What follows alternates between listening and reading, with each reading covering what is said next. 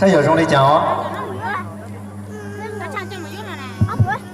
Nhớ rằng bây giờ là sẽ cái tin trang sẽ đời nhở. Lối dùng cha tới lượt dù là cú lối ở ý rằng kì ở xí đó bây giờ là sẽ cái tin trang tàu sai ở xí lối xí nó cú chỉ là chắc qua hát ta sẽ được ở ý rằng kì ở xí đó bây giờ là tàu sai nhở. Bên bàn sai tàu.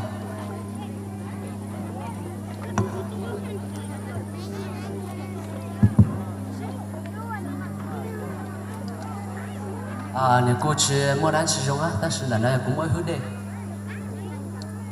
Ta cũng mỗi ý đèn đó. Bây giờ là sẽ là dùng đấy. Rồi mình sẽ xí xí. Mình sẽ tàu đó. Mình sau thì chạy múa, mình sao phủ trong nữa. Sẽ giờ đi chào. Mua lần tụ bà ha mua ít thốt đi. Sẽ bỏ tại giờ đi chào nữa. Mình sẽ là trong nữa. Sẽ rong sao chạy múa.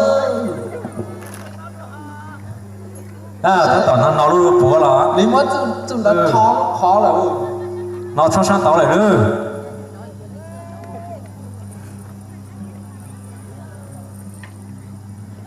Họ một leo nó tại sao tao tán đi chân trừ tại luôn nữa. Rẻ họ ít bà nữa.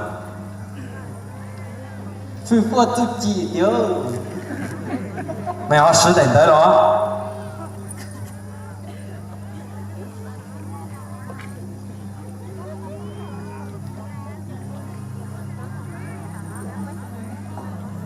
Sẽ là sẽ ra trong nữa. Sẽ vô chán gì nữa.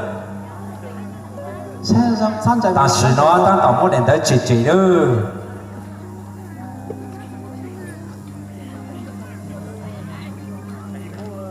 Sẽ là đâu ơi.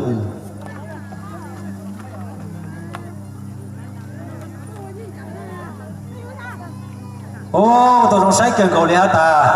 Biết sao tôi có tí hay à? Cô cho lựa qua lên bên chỉ là đập bên sai xí. Biết sao tôi có tí hay kia? Cô sẽ hỏi nó là bên mà đã cá sai đua rồi.